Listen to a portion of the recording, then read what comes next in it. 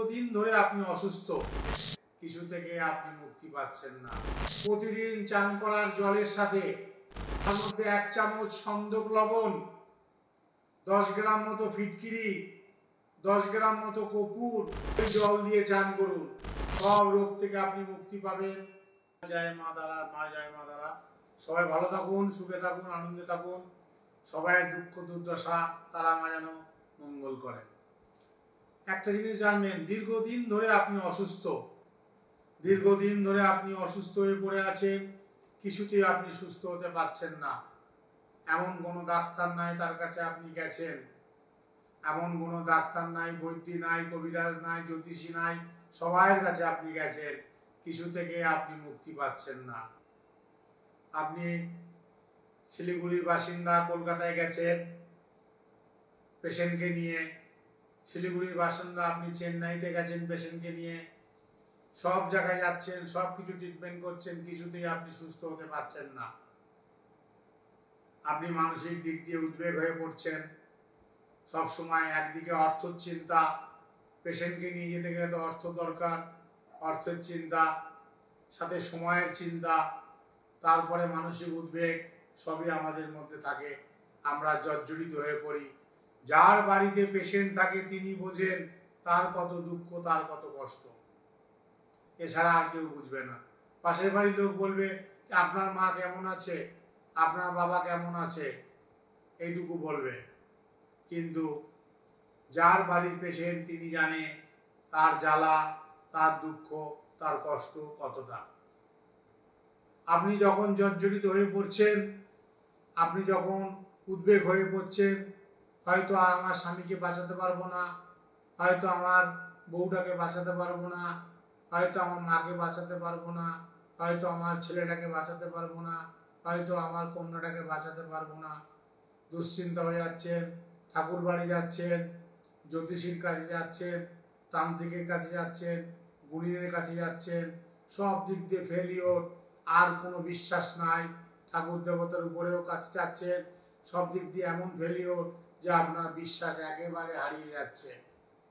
কি করবেন, কি করবেন, আপনার মনের মধ্যে সবসময় একটাই কথা যে আমি কি করব, আমি কি বাঁচাতে পারবো না আমার সন্তানটাকে, বা আমার মাকে, বা আমার বাবাকে, বা আমার সন্তানকে, বা আমার কন্যাকে, বা আমার পুত্রকে, আমি কি বাঁচাতে পারবো না? আমার কাছে টাকাও শেষ হয়ে আসছে, আর কত খরচা করব। এরকম আপনি অবাক হয়ে যাচ্ছেন যে আমি কি করে, এরপরে খাবো কি, নাকি সব শেষ, ঘর বাড়ি জমি জমা যা ছিল বিক্রি করে সব টাকা শেষ। এরকম অবস্থা যদি হয়ে পড়ে, এরকম অবস্থা যদি হয়ে পড়ে, এরকম দুঃখ দুর্দশার মধ্যে যদি আপনি জড়িয়ে পড়েন, তখন আপনার কোনো দিকে যাওয়ার আর ইচ্ছে থাকে না। তখন ঘরে বসে ঠাকুরের সামনে কান্নাকাটি, আর ঠাকুরের সামনে বসে ঠাকুরের সাথে অভিমান, রাগারাগি, ঝগড়া করা যায়। এছাড়া আর কোনো পথ নাই না, যে আমি কি করব, আমার তো সব শেষ, যা জীবনে সঞ্চয় করা টাকা ছিল সেটা শেষ, যা আয় করতাম সেটা শেষ, যা জমি জমা ছিল সেটা শেষ, যা দোকান ব্যবসা বাণিজ্য ছিল তার যে পুঁজি সেটাও শেষ। আমি তাহলে কি করে বাঁচবো, কি করে আমার জীবন উন্নতি করব? আমার জীবনটাও তো পড়ে আছে, মা বাবা ভাই বোন সন্তান ছেলে পুলে, তার জীবনের জন্য তো সব শেষ হয়ে গেল, কিন্তু আমি বাঁচবো কি নিয়ে?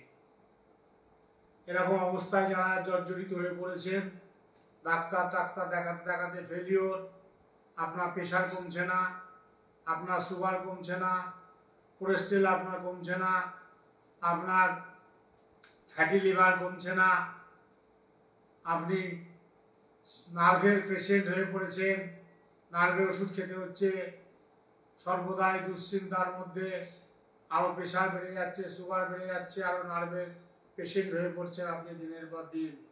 কিছুতেই আপনার মুক্তি করার পথ আপনি খুঁজে পাচ্ছেন না। সব সময় আপনি মানসিক উদ্বেগ, মানসিক চিন্তায় জর্জরিত হয়ে বসে আছেন। আগে পাড়ার লোকের সাথে কথা বলতেন, বন্ধু বান্ধবের সাথে কথা বলতেন, এখন পাড়ার লোকের সাথে কথা বলা বন্ধ, পাড়ার লোকের কাছে যেতে ইচ্ছে করে না, ঘরে যেন একা বসে থাকি, আর মনে হয় ঠাকুর সে তো অসুস্থ, আমাকেও মেরে ফেলো, এরকম দুঃখের চোটে লোকে বলে। জানেন, যাদের ঘরে পেশেন্ট আছে, যদি হার্টের পেশেন্ট থাকে, ওপেন হার্ট সার্জারি, যাদের ক্যান্সারের পেশেন্ট, তারা এইসব কথাগুলো বলবে, সাধারণ মানুষ বুঝবেন না। এই যে আমার কথাগুলো মাহাত্ম সাধারণ মানুষ বুঝবেন না। যারা পেশেন্ট আছে, যারা খুবই কষ্ট নিয়ে পড়ছে, যা ডায়ালিসিস চলছে, কিডনি ড্যামেজ, কিডনি খারাপ হয়ে গেছে, ডায়ালিসিস চলছে, তারা জানে তাদের কষ্ট। প্রতিদিন চান করার জলের সাথে, প্রতিদিন চান করার জলের সাথে আজকে চান করবেন তো, মনে করেন আজকে চান করবেন, তা রাত্রিবেলায় একটা বড় বালতি 10-12 লিটার জল ধরে, তার মধ্যে 1 চামচ সন্দক লবণ, 10 গ্রাম মতো ফিটকিরি, 10 গ্রাম মতো কর্পূর জলের মধ্যে দিয়ে রাখবেন রাত্রিরে। সারা রাত্রি সব মিলে যাবে। সকালবেলায় একটা বড় হাতা দিয়ে নাড়িয়ে নিয়ে ওই জল দিয়ে চান করুন, সব রোগ থেকে আপনি মুক্তি পাবেন।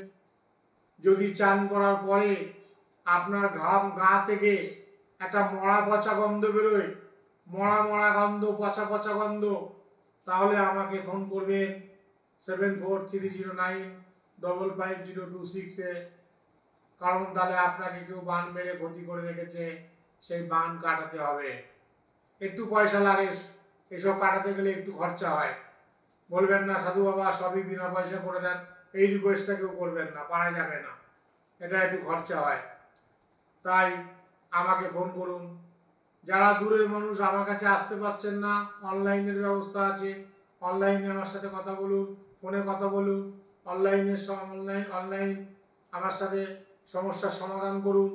কি কাজ করতে হবে, আপনাকে আসতে হবে না, আমরা শ্মশানে অথবা আমাদের মন্দিরে বসে হোম যজ্ঞ করে আপনার সমস্যার সমাধান করে যে তাবিজ কবজ লাগবে আপনার বাড়ি অবধি পৌঁছে দেব আমাদের লোক দিয়ে।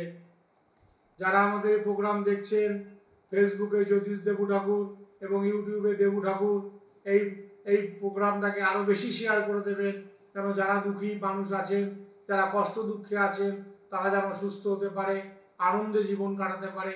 সবাইয়ের মধ্যে আনন্দ আসুক, সবাই যেন সুখে থাকে, সবাই যেন ভালো থাকে। জয় মা তারা, জয় মা তারা, জয় মা তারা।